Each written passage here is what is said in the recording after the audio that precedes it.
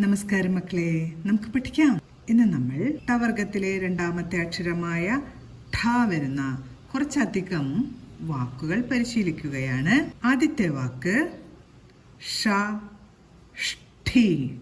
ഇവിടെ ഷായും ഠായും ചേർത്ത് വച്ചിരിക്കുന്ന ശബ്ദമാണ് ഷ്ഠി, ഷഷ്ഠി.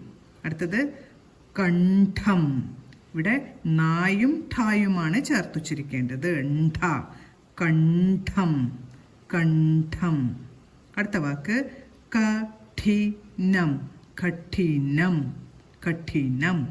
അടുത്ത വാക്ക് കുഷ്ഠം, കുഷ്ഠം. ഇവിടെയും ഷായും ഠായും ഒരുമിച്ച് ചേർത്താണ് ഉച്ചരിക്കുന്നത്. അതുകൊണ്ടാണ് ഷായുടെ മുകളിൽ ചന്ദ്രക്കല എഴുതി ഠ വരച്ചത്. കുഷ്ഠം, കുഷ്ഠം. അടുത്തത് കാഠിന്യം, കാഠിന്യം. ന എഴുതി യായുടെ ചിഹ്നം ചേർത്ത് അമ്മിൻ്റെ ചിഹ്നം. കാഠിന്യം, കാഠിന്യം. അടുത്തത് ജ്യേഷ്ഠൻ. ജായുടെ കൂടെ എ എന്ന ശബ്ദമാണ്. അപ്പം എയുടെ ചിഹ്നം ചേർത്തിട്ട് ജായ എഴുതി. ജ്യേഷ്ഠ. ഷായും ടായും ഒരുമിച്ച് കേൾക്കുന്നത് കൊണ്ട് ഷായുടെ മുകളിൽ ചന്ദ്രക്കല വരച്ച് ഠ വരച്ചു. ഷ്ഠ.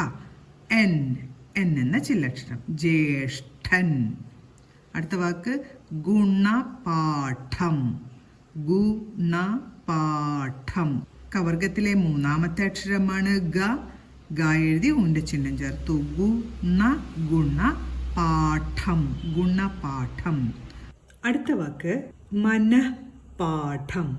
ഒന്നിന് താഴെ വളരെ അടുത്തായി രണ്ടു വരയുടെ ഉള്ളിലായിട്ട് ഇടുന്ന ഈ പൂജ്യങ്ങൾ വരുന്ന ചിഹ്നം വിസർഗമാണ്. സംസ്കൃതത്തിലാണ് വിസർഗം കൂടുതലായി കാണുന്നത്. മലയാളത്തിന് സംസ്കൃതവുമായുള്ള അടുത്ത ബന്ധമാണ് ഈ വിസർഗം മലയാളത്തിലേക്ക് കടന്നു വരാൻ കാരണമായത്. ഹ എന്ന ഒരു ശബ്ദമാണ് വിസർഗം വരുന്നിടത്ത് കേൾക്കേണ്ടത്. ഇവിടെ നോക്കൂ, മനഃപാഠം. ന എന്ന അക്ഷരം കഴിഞ്ഞിട്ട് ഹായുടെ ഒരു ശബ്ദം, ചെറിയ ഒരു ശബ്ദമാണ് കേൾക്കേണ്ടത്. വിസർഗം ഇട്ടിട്ടില്ലായിരുന്നുവെങ്കിൽ ഈ വാക്ക് മനപാഠം എന്നാണ് വായിക്കുക. ഇട്ടതുകൊണ്ടാണ് മനപാഠം എന്ന് വായിക്കുന്നത്. മനപാഠം. സംസ്കൃതത്തിന്റെ അത്ര തന്നെ മലയാളത്തിലെ ഈ വിസർഗ ചിഹ്നം നമുക്ക് ഉപയോഗിക്കേണ്ടി വരുന്നില്ല. അതുകൊണ്ട് പലരും ഈ ചിഹ്നം ശ്രദ്ധിച്ചിട്ടുണ്ടാവില്ല. മനപാഠം.